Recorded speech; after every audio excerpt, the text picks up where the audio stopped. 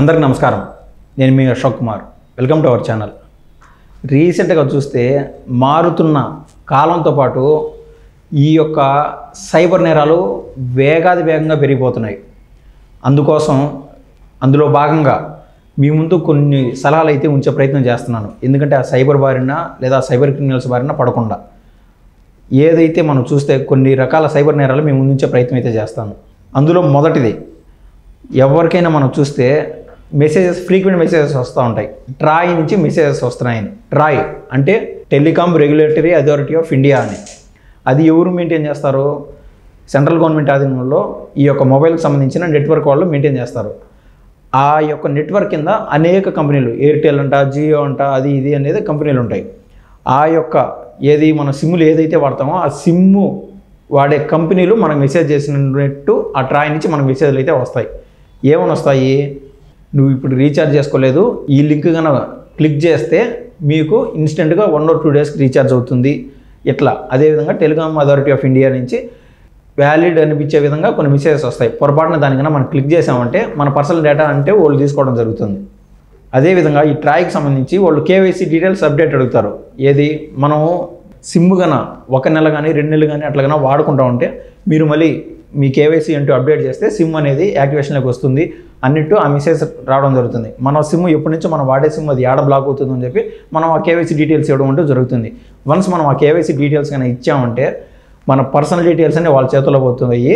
మనం ఎవరికైతే phone calls అవి చేస్తూ ఉంటామో వాళ్ళకి ఆ పర్సనల్ డీటెయిల్స్ వాళ్ళకి పంపించి మార్ఫింగ్ ఫోటోలు అవి పంపించి మనం హెరాస్ చేసి మన దగ్గర డబ్బు గుంజడం అయితే జరుగుతుంది. అదేవిధంగా ఇంకో రకమైన స్కామ్ ఏంటంటే పార్సల్ స్టాక్ స్కామ్. మన యొక్క పార్సల్ పలానా సుదూరాన ఉన్నటువంటి స్టేట్కి వచ్చింది, ఢిల్లీలో ఉంది లేదా ముంబైలో ఉంది, ఆ పార్సల్ కావాలంటే మీరు పలానా డబ్బులు పంపించాలి లేదా ఈ లింక్ పైన క్లిక్ చేస్తే మీ అడ్రస్కి వాళ్ళు ఆ పార్సల్ తెచ్చిస్తారు అనేది స్కామ్. అదొకటి. ఆ లింక్ పైన క్లిక్ చేసాగిని లేదా మనకు తెలియదు కదా ఆ పార్సల్లో ఏదో పొరపాటున డబ్బులు వచ్చింటాయేమో, అట్లా ఏదైనా ఒక జాక్పాట్ ఏమో అనుకొని మనం కన్నా ఒక ముందడుగు వేసామంటే మన జీవితం ఆ సైబర్ నేరగాల చేతల్లో పెట్టినట్లే.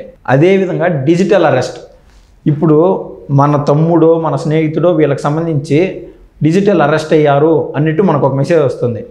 ఏది స్వయాన మన తమ్ముడు కానీ వీళ్ళు ఎవరైనా డిజిటల్ అరెస్ట్ అంటే అతని యొక్క ఆ జీమెయిల్ ఫొటోస్ కావచ్చు, రకరకాల అతని పర్సనల్ డేటా వేరే వాళ్ళ చేతల్లో ఉన్నది. సో డిజిటల్గా అతను అరెస్ట్ అయ్యాడు, మీరు పలానా డబ్బులు కన్నా కడితే అతను రిలీజ్ అయిపోతాడు అన్నట్టు ఈ విధంగా బ్లాక్మెయిల్ చేస్తారు ఎవరు? సైబర్ నేరగాళ్ళు. దీనిపైన కూడా తొందరపడి డిజిటల్ అరెస్ట్ ఇట్లాంటి ఏదన్నా అంటే దానికి కాస్త దూరంగా ఉండడం చాలా మంచిది. దాన్ని తొందరపడి సైబర్ నేరగాల చేతల్లోకి మన డేటా పర్సనల్గా వెళ్లకుండా. అదేవిధంగా ఫ్యామిలీ మెంబర్ అరెస్ట్ అని డబ్బుల కోసం ఈ సైబర్ నేరగాలు చేసే ప్రయత్నాల్లో రకరకాలు. మన ఫ్యామిలీ మెంబర్ ఎవరైనా ఏదో తప్పుడు పని చేసి అరెస్ట్ అయ్యాడేమో, ఇది 10 మందికి తెలిస్తే ఎట్లా అని చెప్పి ఒక మిడిల్ క్లాస్ ఫ్యామిలీ కావచ్చు, ఎక్కువ డబ్బులుండే ఫ్యామిలీ కావచ్చు, చాలా రకాల యొక్క సెక్టర్స్ వాళ్ళు కూడా ఏం చేస్తారు? అతన్ని ఇమ్మీడియట్గా విడిపించుకుంటే పరువు దక్కుతుంది అని ముందు డబ్బులు కట్టడానికి ముందుంటారు.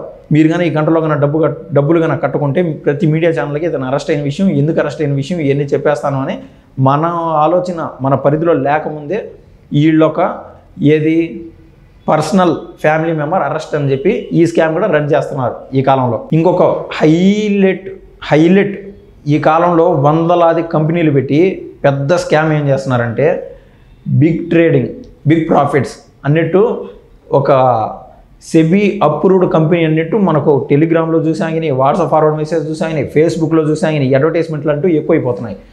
సో మనం ఒక్కసారి 10,000 ఇన్వెస్ట్మెంట్ పెట్టామంటే వాడు డిజిటల్ రూపంలో చూపిస్తాడు. 10,000 నుంచి ఒక గంటలో 14,000 రూపాయలు అయిపోయింది ఈ రేంజ్లో. ఇలా మన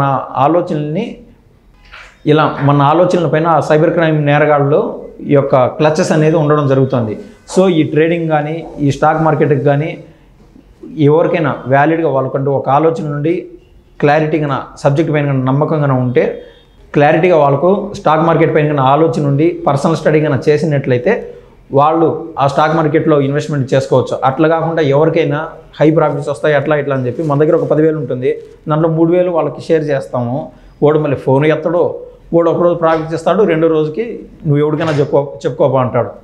సో ఈ సైబర్ నేరగాళ్ళు చేసే యొక్క క్రైమ్లో ఇదొకటి మేజర్ది. ఇంకొకటి సెక్యూరిటీ డిపాజిట్ చేయమంటారు. ఈసీ స్టాక్ అనే దాని గురించి. ఈ సెక్యూరిటీ డిపాజిట్ ఏంటంటే, ఫర్ ఎగ్జాంపుల్ ఇందాక చెప్పినట్లు ఢిల్లీలో కానీ ఎక్కడైనా ఏదైనా ఒక లాటరీ తగిలింది మీకు లాటరీ, దీనికి 2.5 లక్షలు కట్టండి, మీకు 10 లక్షలు మీ సొంతం అవుతాయి, ఇట్లా మన దగ్గర నుంచి డబ్బులు తీసుకోవడం అంటే జరుగుతుంది. సో ఈ సైబర్ నేరగాళ్ళకి సంబంధించిన ఇది కూడా ఒక ముఖ్యమైన కేసు. ఇంకొకటి ఏంటంటే మిస్టేకన్ ట్రాన్సాక్షన్స్ స్కామ్. ఈ ట్రాన్సాక్షన్కి సంబంధించి మన ఐడీలు కానీ పాస్వర్డ్లు కానీ ఇవి రెక్టిఫై కానీ వెరిఫై కానీ చేసుకునేదానికి మనం బ్యాంక్ వాళ్ళు అడిగినట్టు మన దగ్గర వాళ్ళు పర్సనల్ డేటా తీసుకుంటారు. బ్యాంకుకి సంబంధించిన రకరకాల ఇన్ఫర్మేషన్ అడుగుతూ ఒక్కసారి మన ఇన్ఫర్మేషన్ వాళ్ళ చేతలే పోయిందంటే మన దగ్గర ఉండే బ్యాంకులో ఉండే డబ్బులన్నీ లూటీ అయిపోతాయి. ఇంకొక స్కామ్ ఇదే కోవలో ఏంటంటే మన బ్యాంక్ అకౌంట్కి 5,000 10,000 డబ్బులు పంపిస్తారు. పంపించి అయ్యా పొరపాటున నా డబ్బులు నీ దాంట్లో పడిపోయినాయి, మిస్ ట్రాన్సాక్షన్, సో ఆ డబ్బులు వెనక్కి వేయండి అనే కోవలో వాళ్ళు అడగడం జరుగుతుంది. ఒక్కసారి మన వాళ్ళు ఎవరైతే మనకు డబ్బులు అనుకోకుండా మన అకౌంట్లో డబ్బులు పడుతుందో ఆ డబ్బులు మనం రిటర్న్ చేసినట్లయితే ఐడి పాస్వర్డ్లతో సహా బ్యాంక్ అకౌంట్ నెంబర్తో సహా ప్రతి ఒక్క వ్యాలిడ్ డేటా వాళ్ళ దగ్గర ఉండటం జరుగుతుంది. మన దగ్గర 30,000 50,000 2 లక్షలు డబ్బులు ఉంటే ఆ డబ్బులు వాళ్ళు కాజేయడం జరుగుతుంది. సో ఈ యొక్క స్కామ్స్కి సంబంధించి అందరూ అప్రమత్తంగా ఉండాలని నేనైతే కోరుకుంటున్నాను.